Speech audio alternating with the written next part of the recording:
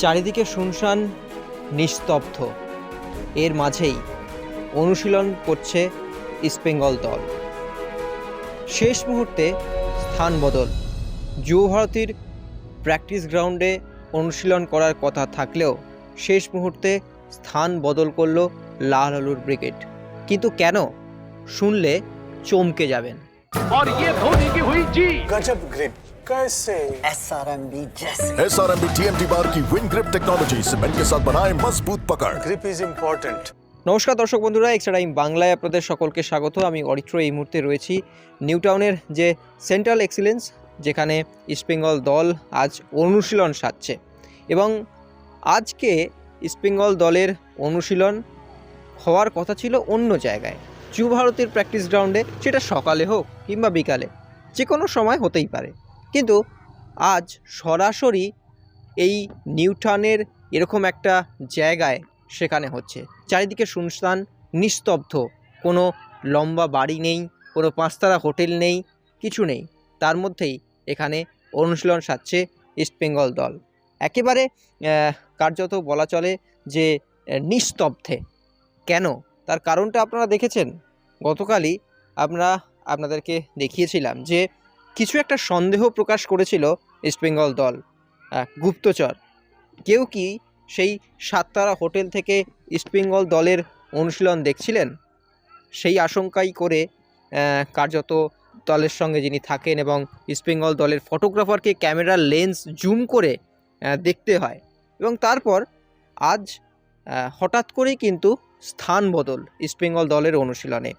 এবং আমরাও জানতাম না, সাধারণত আমরাও খুব গোপন সূত্রে খবর পেয়েছি যে আজকে এখানে ইস্টবেঙ্গল দলের অনুশীলন হবে। তো এই জিনিসটা সম্পূর্ণভাবেই কিন্তু একটা হঠাৎ করে তৈরি হয়েছে।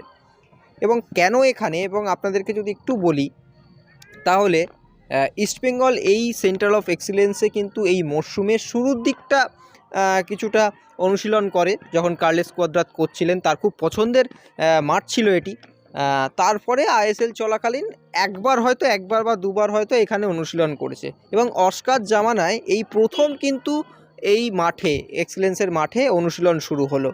এবং বলা চলে, প্রথমে যদি আপনারা দেখেন যে ইস্টবেঙ্গলের পুরো একটা ঘেরাটপের মধ্যে ইস্টবেঙ্গল দল কিন্তু অনুশীলন করে। সেটা যুব ভারতীর প্র্যাকটিস গ্রাউন্ডে যখন হয়, তখন একেবারে কালো কাপড়ে মোড়া থাকে, বাউন্সার থাকে, সিকিউরিটি থাকে।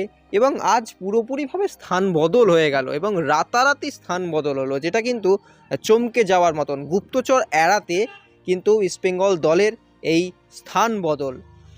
এখানে নেই কোনো সমর্থক, নেই কোনো পাঁচতারা হোটেল, তার মধ্যে ইস্টবেঙ্গল দল অনুশীলন করছে।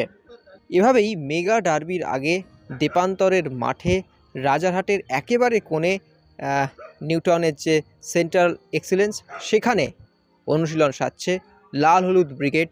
গুপ্তচর এড়াতেই কি? তারও জবাব দিয়েছেন আজ ইস্টবেঙ্গল কোচ অস্কার ব্রুজো। কি বলছেন ইস্টবেঙ্গল কোচ অস্কার ব্রুজো গতকালের পুরো এই গোটা বিষয়টি নিয়ে? চলুন শুনে নেব। My answer is how I started this press conference. I don't want to comment on the stories around the derby.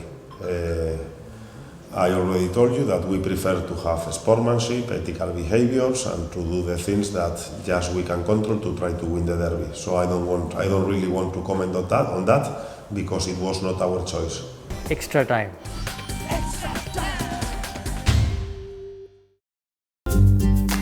Latest news আর এক্সক্লুসিভ ভিডিওর সঙ্গে আপডেট থাকতে এখনই সাবস্ক্রাইব করুন আমাদের ইউটিউব চ্যানেল। বেল আইকনে ক্লিক করতে ভুলবেন না যেন।